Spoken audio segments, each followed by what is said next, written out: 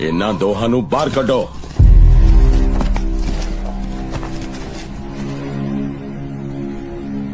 ਇਹ ਦੋਵੇਂ ਤਾਂ ਹੱਲੇ ਜਿਉਂਦੇ ਨੇ ਖਾਨ ਸਾਹਿਬ।